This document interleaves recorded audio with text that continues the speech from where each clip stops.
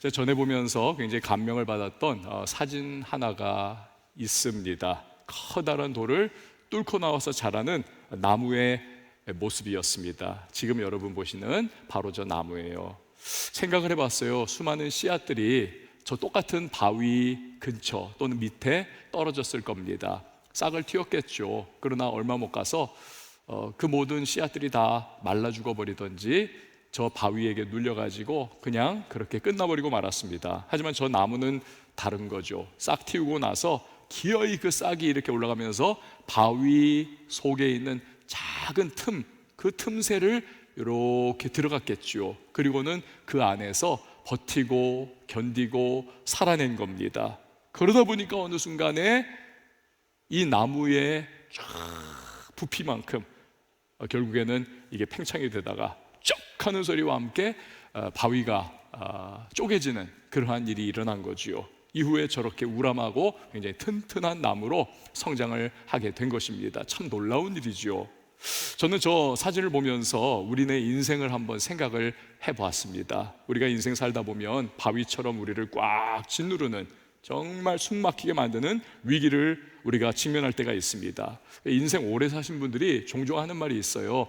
우리 살다 보면 정말 인생을 막 털어버릴 수 있는 그러한 큰 위기를 3번 정도는 만난다, 그런 말씀을 하십니다. 그런데 이거 어떻게 우리가 극복하느냐에 따라서 어떤 사람은요, 위기 가운데 삶이 완전히 통제 불가, 또 복구 불가 수준으로 무너져 내리는 사람이 있습니다. 그러나 반면에 위기를 잘 극복을 합니다. 그런 사람에게는 위기가 말 그대로 위험하지만 기회가 되는 거죠. 위기 이후의 삶이 오히려 한 차원 업그레이드가 되고 성공적으로 앞을 향해 나아가는 것을 보고는 합니다. 신앙생활도 마찬가지더라고요. 반드시 위기를 직면합니다. 반드시예요, 여러분. 그때 어떤 이는요, 위기 앞에서 신앙이 와르르 무너져 내립니다. 심지어 믿음이 파손을 해버립니다. 그래서 신앙에서 떠나가 버리고 교회에서 떠나가 버리는 경우도 있습니다. 반면에 어떤 이는 신앙의 위기 앞에서 진짜 놀라워요. 불굴의 믿음을 이걸 발휘를 하는 겁니다. 잘 극복을 해요. 오히려 그 위기 때문에 믿음과 신앙이 이전 차원과는 다른 새로운 차원으로, 훨씬 더 강력한 차원으로 쫙 확장되고 훌쩍 성장하는 것을 경험을 하는 것이죠. 오늘 우리가 읽은 이 성경에 나오는 3사람, 사드락과 메삭과 아벳느고가 바로 그러한 후자와 같은 참 귀한 믿음의 사람들이었습니다. 사방이 온통 적대적이고 우상숭배가 뼛속까지 스며들어 있는 이러한 일상적 문화로서의 우상숭배가 자리 잡은 바벨론 제국에서 그들은 살아갑니다. 근데 이 사람들은요, 나라가 멸망당해가지고 포로로 끌려온 포로민 출신입니다. 그럼에도 불구하고 참 하나님의 은혜요, 또 탁월한 자들로서 바벨론의 고위 관료의 자리까지 그들은 나가게 됐습니다. 근데 이 3사람에게 엄청난 위기가 오늘 본문에 보면 도래했습니다. 인생을 송두리째 흔드는, 제일 중요한 거 여러분 목숨 아니에요? 다른 거 다 잃어버려도 목숨 있으면 되는데 목숨을 완전히 잃을 수 있는 가장 심대한 위기 가운데 그들은 직면을 합니다. 바로 느부갓네살 왕, 바벨론이 왕이 내린 명령 때문에 그렇습니다. 금신상에게 절해라. 누구든지 거부하는 자는 내가 맹렬히 타는 풀무 가운데 던져버릴 것이다.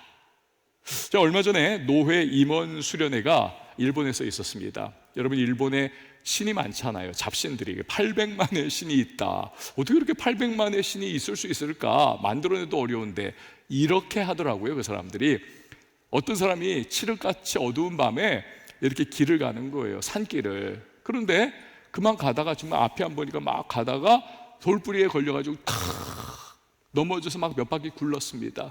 너무 짜증도 나고 아프기도 하고 피도 나고 너무너무 화가 나는 거예요. 정신을 차리고 나서 주변을 이렇게 살펴보니까 그 어둠 속에서도 그가 깜짝 놀랄 일을 발견을 했습니다. 몇 미터 앞에 벼랑 끝이 있더라는 거예요. 그러니까 만약에 이 돌뿌리에 걸려 넘어지지 않았더라면 그는 그냥 그렇게 그 신봉사처럼 이러면서 가다가 그만 벼랑에 떨어져 가지고 그는 목숨을 잃을 수밖에 없었던 겁니다. 그때 이 사람이요, 이 돌이 나를 살렸구나 그러면서 그 돌을 파가지고 집으로 모셔가는 거예요. 수호신 삼는 겁니다. 이제부터 이 돌이 우리의 생명과 우리 가정을 보호해주는 수호신이다 선포하는 거예요. 이런 식으로 해가지고 800만의 신이 일본에 쫙 생겨나게 된 겁니다.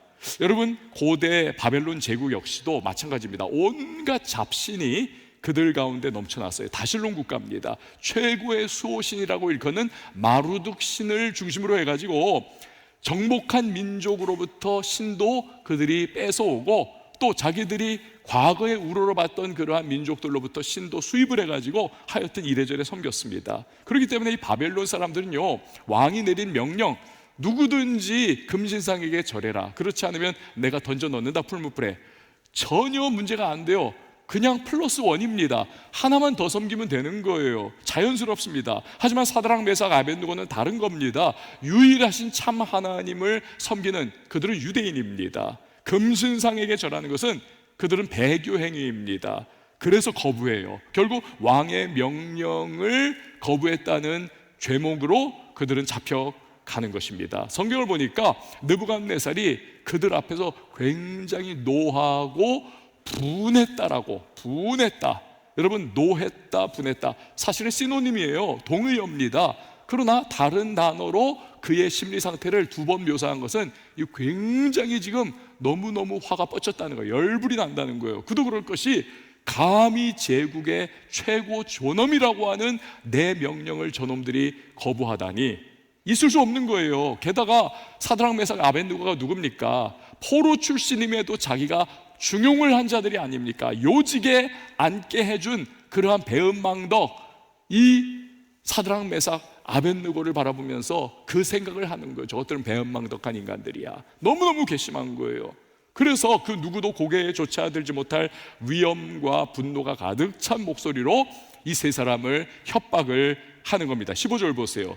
이제라도 너희가 준비하였다가 나팔과 피리와 수금과 사면금과 양금과 생황과 및 모든 악기 소리를 들을 때 내가 만든 신상 앞에 엎드려 절하면 좋거니와, 너희가 만일 절하지 아니하면 즉시 너희를 맹렬히 타는 풀무불 가운데 던져 넣을 것이니, 같이 읽습니다. 시작.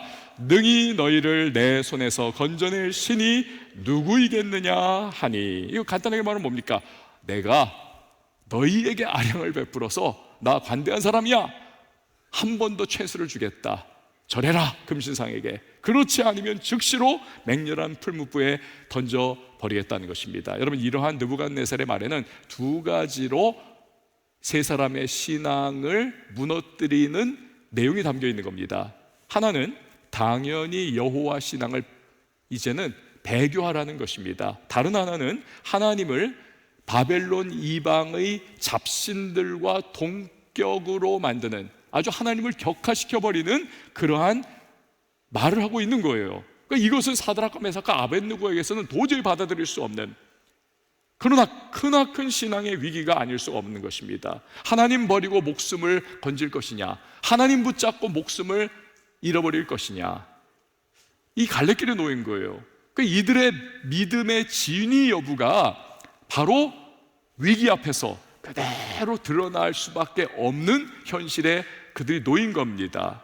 여러분, 우리가 신앙생활을 할 때 여러 다각도 또 다양한 모습으로 위기가 찾아오고는 합니다. 근데 그 위기의 유형에 따라 가지고 우리가 어떻게 대처하느냐가 또 다른 모습들이 필요합니다. 첫 번째 살펴보면 정욕이라든지 유혹이라고 하는 모습을 미끼로 해서 우리 신앙의 그 위기가 찾아올 때가 있습니다.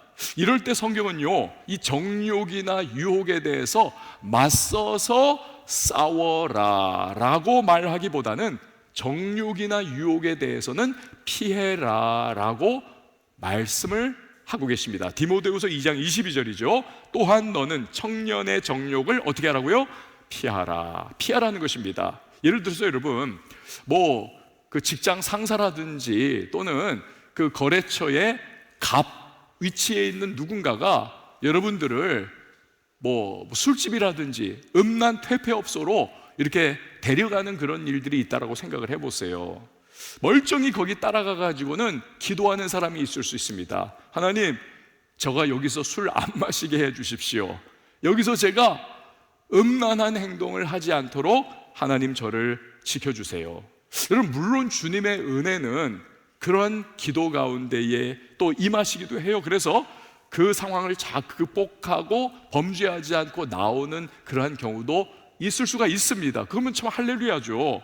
그러나 그때 우리가 가져야 할 더 나은 방법은 무엇인가? 먼저 기도하는 겁니다. 느헤미야가 왕 앞에서 어떤 말을 할까 먼저 묵상하며 기도할 때 하나님이 그에게 지혜로운 말 할 수 있게 해준 것처럼, 나의 상사라든지 또는 나의 거래처, 갑 위치에 있는 그 누군가에게 어떻게 하면 내가 지혜롭게 말하여서 아예 그런 곳을 안 가고 피할 수 있게 할 것인가? 이 부분이 또 우리에게는 급선무라는 거예요. 그 모습으로 우리가 그러한 유혹과 정욕은 우리가 대처하는 것이 필요하다는 거예요. 여러분, 요셉을 보십시오. 보디발의 아내가 날이면 날마다 육탄으로 유혹을 하지 않습니까? 요셉은 맞서 싸우면서 사탄아 물러가라 그러면서 막 이 보디발의 아내하고 막 그냥 1대0적인 싸움과 전쟁을 벌였던가요? 그렇지 않습니다. 요셉이 한 것은요, 둘이서 독대하는 자리가 생기지 않도록 피했다는 거예요. 유혹의 상황이 일어나지 않도록 피했다는 거예요. 그러나 이 보디발 부인이 늘 계속해가지고 또 하면서 계속 유혹을 하고 정욕을 계속 부채질하고 있는 거예요. 그러다가 결국에는 어느 날을 정해가지고 하인들 다 나가게 만들고 집안에 있는 사람 다 나가게 만들어서 요셉과 억지로 둘이서 함께하는 그러한 시간을 만들더라는 것입니다. 자, 그때 결국 요셉이 어떻게 하나요? 막 그냥 영적 전쟁을 막 벌입니까? 그렇지 않아요. 그 순간에도 그는 그냥 도망치는 겁니다. 피하는 거예요. 피하는 것. 자, 두 번째로 각종 세상의 도전과 시험이 다가올 때가 있습니다. 세상의 도전, 시험. 근데 그때를 놓고 예수님께서 이미 우리에게 너희는 이렇게 하는 것이 좋은 거야 라고 말씀을 하신 바가 있어요. 보십시오. 마태복음 10장 16절 말씀 함께 읽어봅니다. 시작. 보라, 내가 너희를 보냄이 양을 이리 가운데로 보냄과 같도다. 그러므로 너희는 뱀같이 지혜롭고 비둘기같이 순결하라. 아멘. 뱀같이 지혜롭고 비둘기같이 순결하라. 어떤 상황에서요? 세상 가운데에 살아갈 때에, 일이 가득한 세상 속의 양과 같은 그러한 성도의 모습으로 살아갈 때 뱀같이 지혜롭고 비둘기같이 순결하라. 여러분, 뱀은 우리가 굉장히 부정적인 이미지를 갖고 있잖아요. 성경이 마귀 사탄의 상징 아닙니까?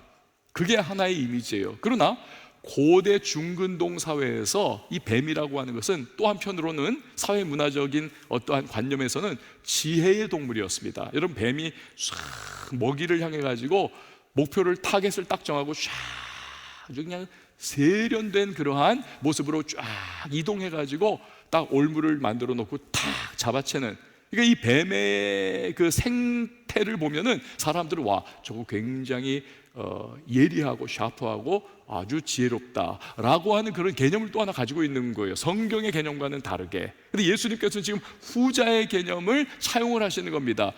사람들이 뱀을 지혜롭게 여긴다는 그러한 개념을 끌어당기셔서 말씀을 하신 거예요. 그래서 세상의 도전과 시험이 다가올 때 뱀과 같이 얼렁뚱땅하지 말고 뱀과 같이 지혜롭게 탁 너희가 대처를 해라. 또 동시에 그것이 그냥 세상 지혜로 대처하는 것이 아니라 하나님 보시기에도 비둘기같이 순결하고 성결하게 하나님께서 인정해 주시는 그러한 모습을 추구하라 라고 말씀을 하고 계시는 거예요. 자, 그런데 여기 세 번째 경우가 있습니다.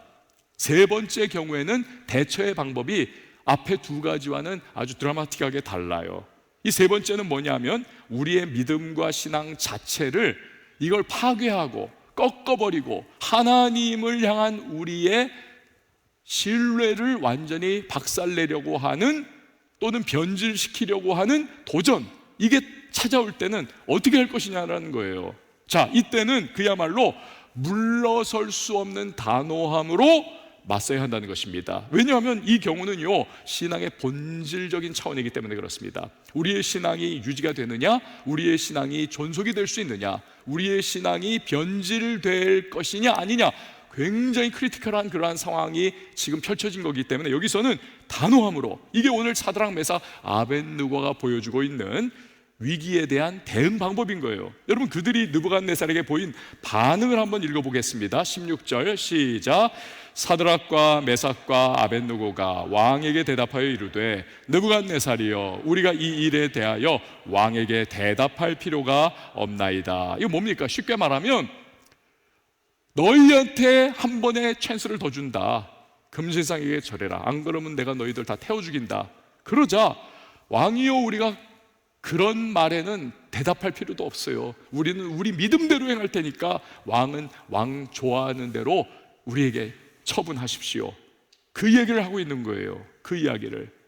여러분, 굉장히 단호하잖아요. 굉장히 정말 단호하게 딱 끊을 거 끊고 딱 그냥 두부를 딱 칼로 끊듯이 일제시대 때에 신사참배를 무지막지하게 강요를 했습니다.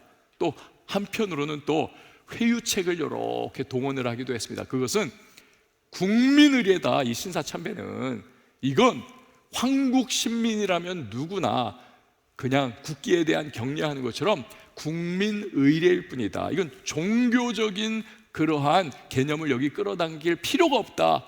괜히 그런 고민하지 말아라. 이건 국민의례일 뿐이야. 그렇게 유혹하고 그렇게 회유책을 썼어요. 그 말에 넘어간 교인이 굉장히 많습니다. 일제시대 때. 심지어는 목사님들도 대거 넘어갔던 경우가 있습니다.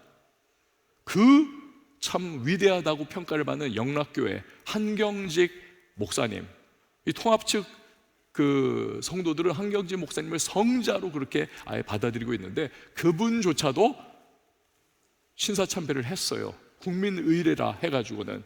나중에 종교계의 노벨상이라고 하는 템플턴상을 수상하는 자리에서 이 한경직 목사님이 만인 앞에서 참회를 합니다. 내가 과거에 신사참배를 했습니다. 나는 죄인입니다. 내가 평생 그 죄책감을 가지고 참 무겁게 살아왔는데 오늘 이 자리에서 내가 참회하고 회개합니다. 여러분, 이분은 차라리 솔직한 분이에요. 이분은요, 자기 잘못됐다는 걸 정확하게 인정하잖아요. 저는 하나님께서 그렇다면 받아주셨다 저는 생각을 합니다. 그런데 회개하지 않은 사람도, 끝끝내 회개하지 않은 사람도 참 많습니다. 반면에 용맹하게 신사참배를 거부하다가 순교한 분들도 적지 않습니다. 이들이 왜 목숨을 내놓고 신사참배를 거부했습니까? 문제가 이건 피상적이든지 그냥 한 부분이 아니라 이건 뿌리의 부분이기 때문에 내 신앙이 존속될 수 있을 것이냐, 내가 하나님과의 관계가 유지될 수 있을 것이냐, 내 믿음이 파괴될 것이냐, 내 믿음을 여전히 가지고 있을 것이냐의 부분이기 때문에 그래요. 본질입니다. 10계명 제1계명에도 나 외에 다른 신을 섬기지 말라 하지 않았습니까? 여러분요, 나 외에 다른 신을 섬기지 말아라. 여러분, 하나님 믿는 우리에게도 다른 신이 있을 수 있습니다. 우리가 믿음의 위기에 코너에 몰리면 우리는요, 다른 신을, 물론 그것이 존재하진 않아요. 마귀죠, 뭐 하여튼 그 잡신들이죠, 귀신들이죠. 그러나 그것을 하나님의 위치에 우리가 끌어당겨 가지고 하나님과 경쟁하며 섬길 수가 있다는 거예요. 그러면서도 우리는 스스로를 변호하고 합리화합니다. 자기 합리화죠. 그래도 나는 하나님은 섬기잖아 라고 하면서, 그러면서 동시에 우리는 또 다른 신을 섬기는 모습일 수도 있다는 거예요. 하지만 여러분, 하나님 외에 다른 신을 섬기면서부터 이미 믿음은 변질되기 시작한 거예요. 이게 뭐냐와 같으냐면, 멀쩡한 음식이 있어요. 이렇게 쫙 큰 하여튼 솥에 멀쩡한 음식이 이만큼 있는데 거기 여러분 식중독균이, 눈에 보이지도 않는 식중독균이 딱 들어갔다고 생각해 보십시오. 어떻게 되겠습니까? 전에 저희가 이제 여러분 뭐 기억, 여기 갔던 분들도 있을지 몰라요. 몇 년 전에 우리 교회에서 이제 저 지방에 이제 국내 단기 선교를 수백 명이 함께 내려갔습니다. 그래서 8월 달에 우리 정말 열심히, 6월이었나? 하여튼 8월이었나? 그때 하여튼 열심히 섬기고 막 그랬었어요. 근데 우리 교회의 여자 교육 전도사님의 고향이었습니다. 그래서 그 고향 교회하고 저희가 조인을 해가지고 그 교회에서 우리 청년들이 막 여름 수련회도 아이들 대상으로 해주고 정말 너무 고맙고, 그리고 막 그 지역의 양파도 저희가 막 그 농사 짓는 거를 굉장히 많이 도와주고, 교회 청소도 해주고, 축호 전도도 하면서 아주 저희가 수고를 많이 했습니다. 그래가지고 그 교회에서 너무너무 고맙다고 우리 그 교구 목사님들, 부목사님들을 다 이렇게 오세요 해가지고 초대해가지고 그 교회에서 이제 직접 회를 떠가지고 대접을 했습니다. 근데 이게 웬일입니까? 그거 먹고 나서 하루 지나자마자 우리 교구 목사님들 전부 다 그냥 막 토하고 설사하고 막 그냥 토사광란이 일어났어요. 식중독 걸린 거예요. 그래가지고 다들 그 현지 병원에 입원해가지고 한 일주일 정도씩을 거기서 다 입원 치료를 받고 나중에 올라오는. 그래서 저희가 앞으로 우리 국내 단기 선교 갔을 때는 절대로 우리 회는 안 먹는다, 그래가지고 회 금지 명령을 내린 적이 있습니다. 그 원인이 뭐였냐면 그 회는 문제가 없었어요. 도마가 문제였습니다. 도마가 청결하게 소독이 안 돼 있으니까 그 도마를 이렇게 사용하던 칼에 식중독균이 묻고, 그 묻은 균이 회에 또 이렇게 하여튼 오염이 되면서 다 하여튼 식중독으로 너무너무 고생을 했던 그런 상황입니다. 여러분, 식중독균이 들어갔으면요, 멀쩡한 음식 이거 싹 다 버려야 합니다. 절대 먹으면 안 돼요. 하나님 섬기지만 위기라고 해가지고 다른 신도 섬긴다, 이거 식중독균이 들어간 음식을 먹는 것과 마찬가지입니다. 그래도 나머지는 멀쩡하잖아. 아니요, 결국에는 탈이 납니다. 문제가 생기는 거죠. 사드락 메삭 아벳느고는 믿음의 위기 앞에서 목숨을 걸고 믿음을 증명해냈습니다. 느부갓네살의 회유, 협박, 단호히 거절했습니다. 그걸 보면 이 세 사람의 믿음은요, 진짜 백이 믿음, 진짜 온전하고 정말 신실한 하나님을 향한 믿음을 가지고 있었다는 것을 우리가 알게 되는 것입니다. 사랑하는 여러분, 저와 여러분의 믿음도 위기 앞에서 진짜 믿음이라는 것이 증명될 수 있기를 주의 이름으로 축원을 드립니다. 만주 하얼빈에서 선교하던 헌트 선교사님이라는 분이 계세요. 우리는 외국인 선교사가 이렇게 한국에 이제 선교 오시면 한국 이름 붙여주는 그런 게 있지 않습니까? 이분 이름이 한국 이름으로는 한부선, 김부선이 아닙니다. 한부선 선교사님이에요. 헌트 선교사님. 이분이 평생 잊지 못할 기억이 하나가 있답니다. 그게 뭐냐면, 만주에서 이제 신사참배 거부 운동을 이분이 주도를 했어요. 그러다가 일본 경찰한테 잡혀가지고 이제 유치장에 이제 구치가 되고, 그리고 나서 끄집어내져 가지고 하여튼 여러모로 하여튼 신문을 받고 다시 감옥으로 압송이 되는 그러한 상황이었습니다. 근데 그 압송 그 차에 조선의 20대 남자 청년이 같이 압송이 되더라는 거예요. 근데 이 청년이 같은 그 신사참배를 거부하다가 잡혀온 그런 청년이었습니다.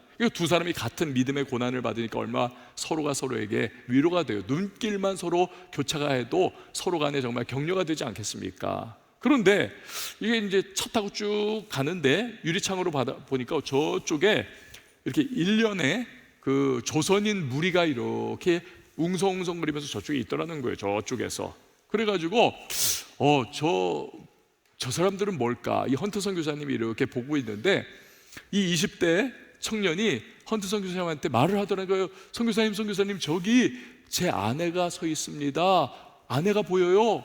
그 아내가 거기 있더라는 거예요. 그리고 아내와 함께 같이 신앙생활을 하던 그 교인들이 거기 모여 있었던 거예요. 이 청년을 격려하고자. 그들이 그때부터 막 소리를 막 지르는데 다른 거 다 거두절미하고 딱 한마디만 하더라는 거예요. 한마디. 끝까지. 그 아내 되는 분도 끝까지 믿음을 끝까지 지키라. 고문을 당할 수 있고 심지어 목숨을 잃을 수도 있지만 믿음을 끝까지 지키라는 격려를 하고 있었던 거예요. 끝까지. 그러면서 그 이야기를 그 들려오는 소리에 이 청년이 갑자기 얼굴이 확 밝아지면서 담대한 표정을 지면서 헌트 선교사님하고 눈빛이 마주치게 됐다는 겁니다. 그 눈빛을 잊을 수가 없다는 거예요. 여러분, 우리도 한번 해봤으면 좋겠어요. 한번 따라해 주실까요? 끝까지. 네, 끝까지. 그렇습니다. 끝까지 가는 거예요. 끝까지. 여러분, 사드락 메삭 아벳느고는 믿음의 크나큰 위기 앞에서 끝까지 신앙을 지키는 겁니다. 그럴 수 있었던 원인이 뭘까요? 바벨론이 만들어낸 온갖 잡신, 거짓된 우상들과는 달리 하나님은 반드시 계시다. 그분은 실제하신다. 그리고 그 하나님이 원하신다면 맹렬한 풀무불 가운데서 또 느부갓네살의 손으로부터 우리를 지켜주실 것이다. 이 믿음이 그들에게 있었기 때문에 그래요. 자, 17절 말씀 한번 읽어보도록 합니다. 시작. 왕이여, 우리가 섬기는 하나님이 계시다면 우리를 맹렬히 타는 풀무불 가운데서 능히 건져내시겠고 왕의 손에서도 건져내시리이다. 아멘. 여러분, 얼마나 담대한 믿음입니까? 베드로전서 5장 7절은 이렇게 말씀합니다.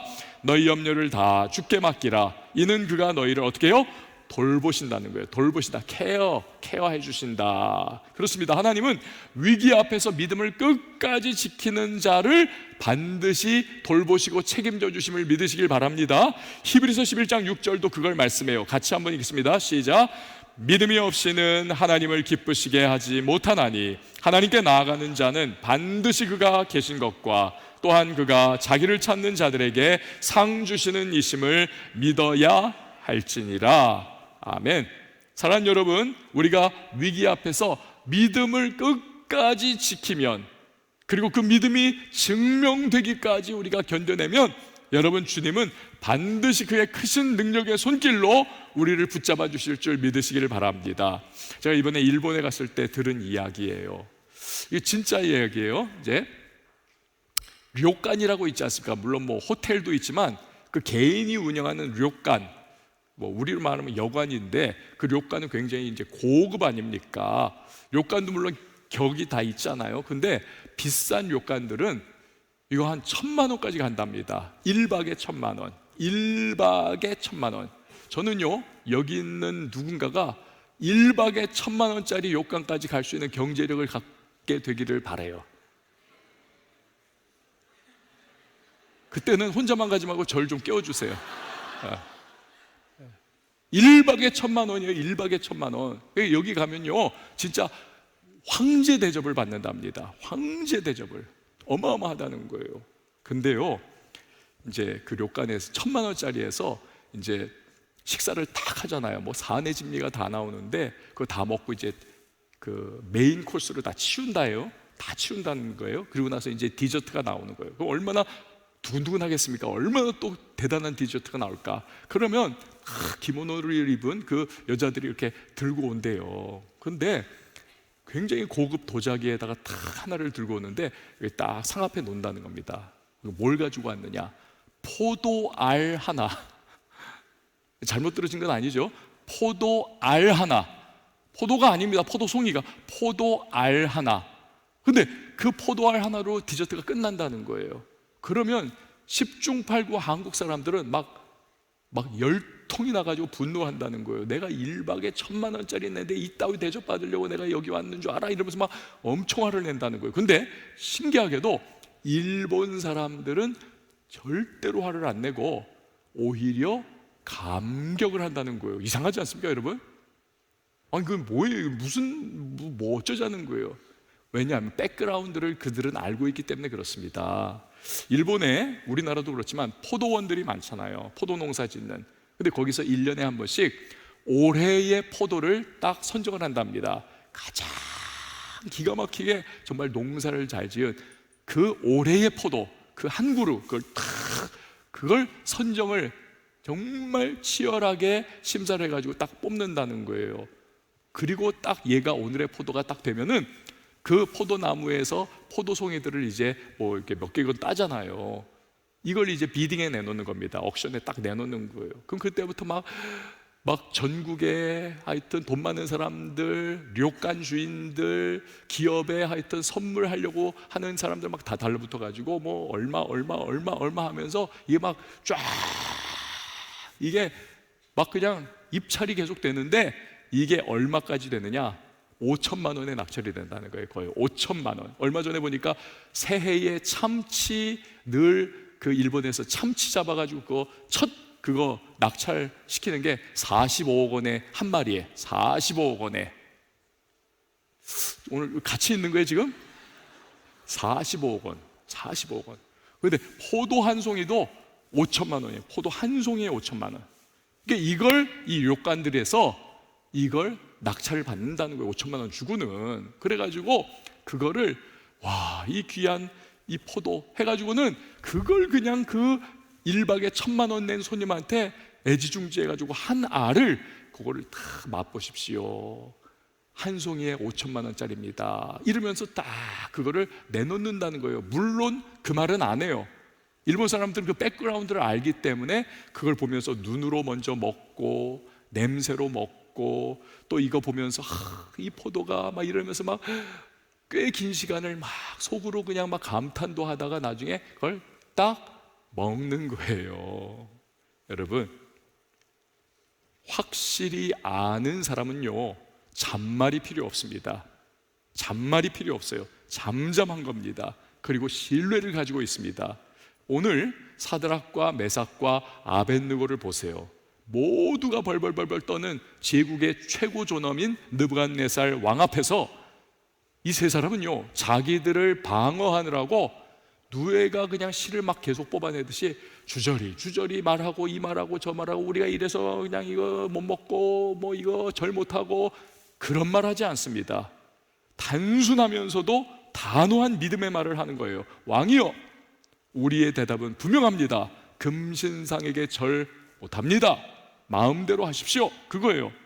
여러분, 그들은 하나님이 위기 가운데에서 믿음 지키는 자신들을 지금 보고 계신다는 사실, 또 하나님의 뜻이면 반드시 자기들을 지켜 보호해 주신다는 사실을 너무나 확실하게 알고 있었기 때문에 그렇습니다. 알고 있었기 때문에 그러는 거예요. 말이 많지 않은 거예요. 그래서 그것을 탁 확신 가운데 탁 믿음의 눈으로 바라보는 거죠. 근데요, 이 세 사람의 믿음의 수준이 여기가 다가 아니에요. 더 놀랍습니다. 그 믿음의 더 놀라운 면을 보세요. 18절 말씀 같이 한번 읽어봅니다. 시작. 그렇게 하지 아니하실지라도 왕이여, 우리가 왕의 신들을 섬기지도 아니하고 왕이 세우신 금신상에게 절하지도 아니할 줄을 아옵소서. 아멘. 저는 옛날 버전이 훨씬 좋은 것 같아요. 왜 이거 번역을 이렇게 하는지 몰라요. 그리 아니하실지라도, 이미 우리가 잘 부르는 노래 제목도 거기서 따왔는데 그리 아니하실지라도. 근데 여기서는 이제 개역 개정판은 그렇게 하지 아니하실지라도, 어떤 시어로서의 그러한 참 너무 아쉬워요. 그렇게 하지 아니하실지라도. 자, 여러분, 왜 우리들 신앙인들이 믿음으로 잘 나가다가 나중에 실족하고 시험에 들어버립니까? 왜 믿음의 심지어는 파선을 합니까? 내가 이렇게까지 했으니까 하나님께서 내 뜻대로 요로조로하게 해주셔야 해 라고 하는 나의 공식을 가지고 있기 때문에 그렇습니다. 믿음으로 순종했는데 왜 하나님이 내가 기대하는 대로 안 해주시는가? 내가 믿음으로 11조 했는데 왜 하나님께서 나의 경제적 상황을 이렇게 축복해 주시지 않는 걸까? 내가 믿음으로 자녀 양육한다고 했는데 고생했는데 왜 우리 자녀들의 앞날 탄탄대로를 열어주지 않으시는 걸까? 내가 믿음으로 한다고 사업하느라고 진짜 남들은 세상 방법으로 탁 하는데 나는 믿음의 길을 걷는다고 너무너무 고생했는데 왜 매출이 막 오르고 판로가 막 그냥 확 열리고 왜 탄탄대로로 나가는 길이 열리지 않을까? 왜 내가 믿음으로 직장 생활한다고 내가 너무너무 지금 힘겹게 고군분투하고 있는데 왜 하나님께서 내가 기대하는 대로 승진 좀 탁탁 시켜주는 그런 일을 왜 안 해주실까? 여러분, 그런 거 아닙니까? 그런 게 많잖아요, 우리에게. 그래서 때로는 막 시험 들고 이제 기도 안 해 그러면서 막 우리 그냥 막 너무나 힘들어하는 경우들 많잖아요. 여러분, 이런 우리는 사드락과 메삭과 아벳느고의 오늘의 믿음을 우리가 본받아야 해요. 그리 아니하실지라도, 그렇게 하지 아니하실지라도, 내 뜻대로 아닙니다. 내 생각대로 아닙니다. 내 기대대로가 아닙니다. 그렇게 하지 아니하실지라도, 이 하나님께 맡겨드리는 신앙, 이거야말로 여러분 신앙의 최고봉이라고 하는 사실을 여러분 꼭 기억을 하시기를 바랍니다. 그렇습니다. 그렇게 하지 아니하실지라도, 이 그리 아니하실지라도의 신앙이야말로 하나님의 선하심과 그의 완전하심을 신뢰하는, 절대적으로 또 절대적으로 신앙하는, 절대적으로 믿는 그러한 사람의 모습인 것입니다. 그들만 이 믿음을 가졌던 게 근데 아니더라고요. 성경을 보니까 에스더를 보십시오. 에스더가 뭐라고 합니까? 죽으면 죽으리이다. 내가 이렇게 헌신하면 막 잘 되고 막 모든 문제가 해결되고 막 유다인들이 죽음에서 노임받고 막 왕이 그냥 너무너무 그냥 나를 좋아해가지고는 뭐 다 들어줄게. 그게 아니라 죽으면 죽으리이다. 하나님께 맡기고 나는 주님이 기뻐하시는 일을 하겠습니다 하는 거예요. 다윗도 마찬가지죠. 부하들이 말을 합니다. 우리 지금 개고생하고 있는데 당신이 굴에 들어온 저 사울을 그냥 두 번 찌를 필요도 없습니다. 한 번만 탁 이렇게 찌르면 이 고생 끝나요. 우리도 좀 집에 가고 우리도 좀 유다 땅 돌아가가지고 우리도 좀 맘 편하게 사십시다. 다윗이요, 찌르십시오. 아무리 옆에서 막 그렇게 막 이야기를 한다 할지라도 여러분, 다윗은 손쉬운 그 복수의 칼을 들지를 않아요. 그는 하나님께 모든 일을 맡깁니다. 하나님이 어그러진 일들을 제자리에 놓아주시고, 원수 갚는 것이 내게 있다 하나님 말씀하셨으니 사울이 나에 대해서 악행한 일들 하나님이 갚아주시고, 그러면서 멀고 먼 길을 그리 아니하실지라도의 신앙으로 다윗도 돌아가는 모습을 보입니다. 그 외에도 보면 하나님께서 정말 귀하게 썼던 믿음의 사람들 보면 다 그래요. 하나님의 선하심과 완전하심에 대한 절대 신뢰, 절대 신앙, 절대 믿음을 가지고 그들은 나아가는 모습을 우리가 볼 수가 있는 것입니다. 자, 이게 오늘 사드락, 메삭, 아벳느고의 모습이고, 이게 오늘 그들을 통해서 하나님께서 우리에게 도전하시는 믿음의 위기 앞에서 너희는 어떠한 모습을 보일 것이냐, 이 질문인 것입니다. 자, 여러분, 이 세 사람이 믿음의 위기 앞에서 정말 진짜 신앙, 정말 참된 신앙, 그들의 믿음을 탁 드러냈잖아요. 그때 하나님이 어떻게 해주십니까?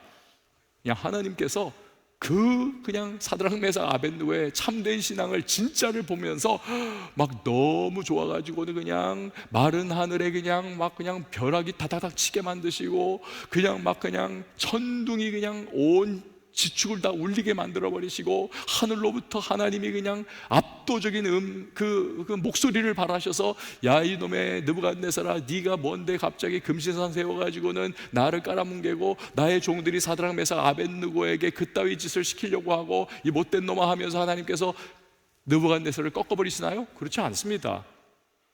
그렇게 안 하세요. 여러분, 사드락, 메삭, 아벳느고를 풀무불에 던져지도록 하나님께서 허락을 하세요. 그것도 그 풀무불이 어떤 풀무불이에요? 과거의 풀무불이 아니에요.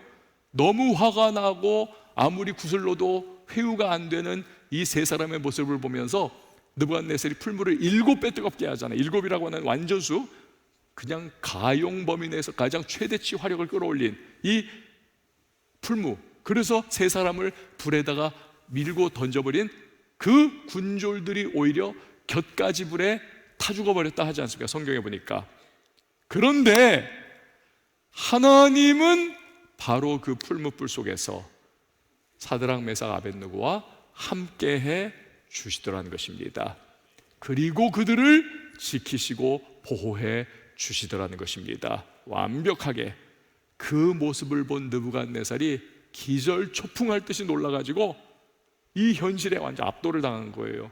온 바벨론 제국 경내에 다 파발꾼들을 보내지 않습니까? 누구든지 이제부터 사드락, 메삭, 아벳느고의 하나님을 경홀히 여긴다든지 욕한다든지 하면 그냥 다 목을 베버리고 그 집을 다 쑥대밭 만들어버리겠다.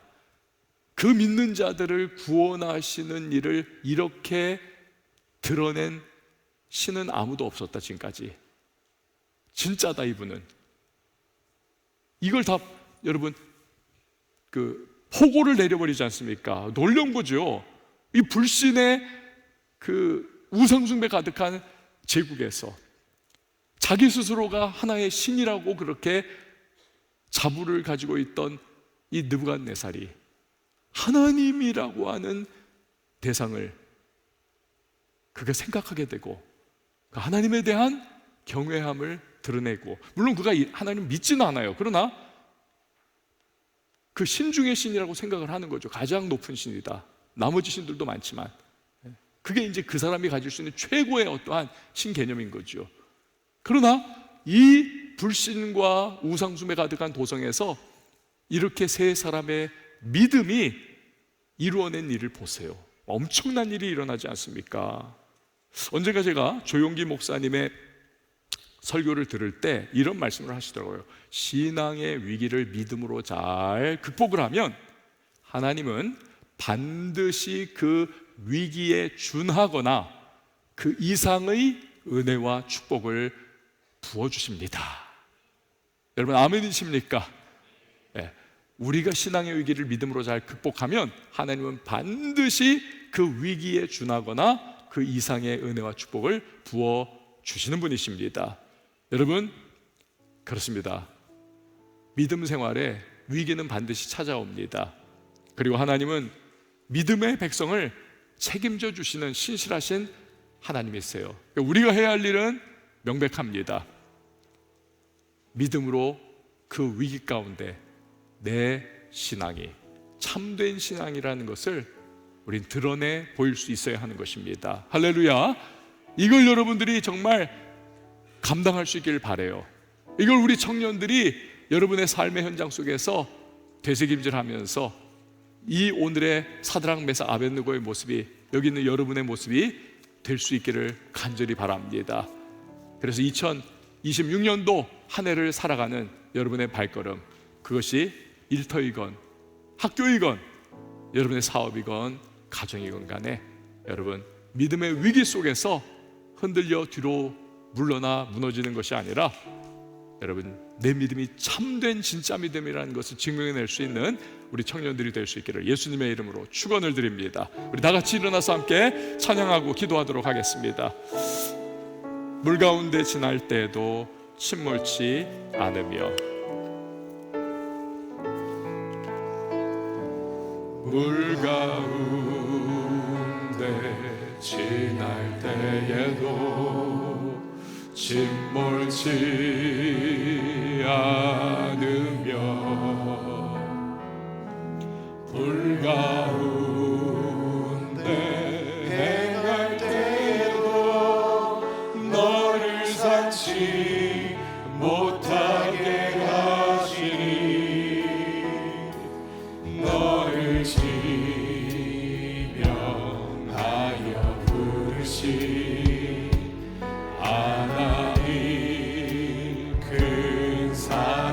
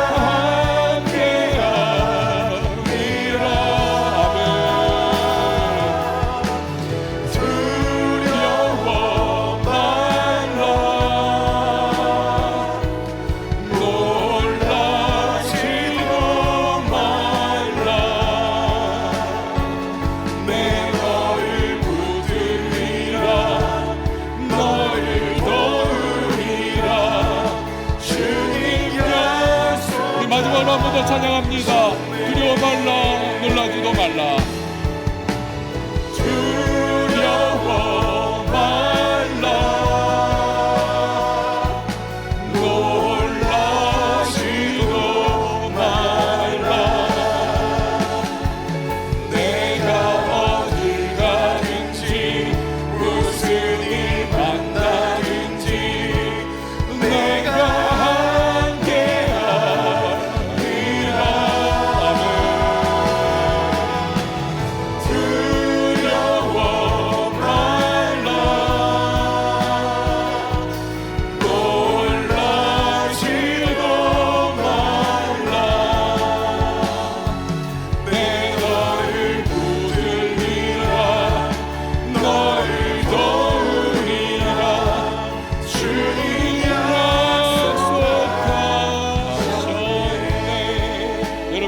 함께 기도했으면 좋겠습니다.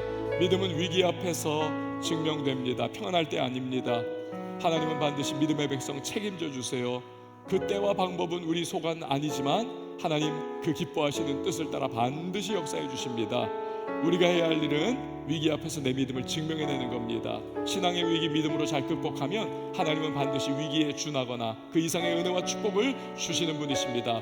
하나님, 올 한 해 내가 믿음의 위기를 잘 극복하며 하나님 진정으로 내가 내 믿음 증명해낼 수 있도록 성령님 도와주시고 은혜 베푸시고 삶의 자리에서 잘 감당케 해달라고 이 시간 말씀 기억하며 우리 주님의 이름 한번 외치고 기도합니다. 주여, 살아계신 하나님 아버지, 주여 이 시간 온전하게 붙들고 이 시간 나아가는 우리 모든 성도들을 주께서 기억해 주시고 성도들의 아버지와 그 삶들을 주님께서 붙잡아 주셔서 아버지와 물 가운데에서도 불 가운데에서도 늘 아버지 항상 우리와 동행하여 주시는 우리의 삶을 붙들어 주시는 그 하나님을 우리가 붙잡고 나아가는 우리의 인생들이 될 수 있도록 하나님께서 함께하여 주시옵소서. 하나님께서 우리에게 말씀하십니다. 두려워하지 말라, 놀라지 말라, 내가 어디 있든지 항상 내가 함께하겠다라고 말씀하신 그 주님의 약속하신 그 말씀 붙잡고 아버지여 이 약하고 무난 삶 가운데 믿음으로 쉬어 살아가는 아버지 우리 모두 될 수 있도록 하나님께서 함께하여 주시옵소서. 그리하여 아버지를 살아가는 모든 삶의 영 가운데 날마다 믿음으로 승리하며 믿음으로 하나님을 기쁘시게 하며 살아가는 우리 모든 청년들의 인생 될 수 있도록 하나님께서 함께하여 주시옵소서. 주님과 동행하며 아버지 주님 안에서 살아가는 아버지 우리 인생들을 되게 하여 주시고 아버지 그리하여 내면에 맺혀 살아가는 아버지 우리 청년들의 삶이 될 수 있도록 하나님께서 함께하여 주시옵소서. 복음 그리고 그 삶으로 살아가는 우리 인생들을 되게 하여 주시고 아버지 삶의 풍성한 열매들을 맺으며 살아갈 수 있도록 주여 함께하여 주시옵소서. 아버지 우리의 약함을 주님께서 붙잡아 주시고 아버지 우리 마음의 약함을 주님께서 아시오니 날마다 우리 마음을 주님께서 붙잡아 주시고 날마다 주 안에서 승리하며 살아가는 우리의 인생들이 될 수 있도록 하나님께서 함께하여 주시옵소서. 주님 아버지가 아버지여 주님과 동행하기를 소망합니다. 날마다 주님 안에서 승리하며 살아가는 인생들이 되기를 소망합니다.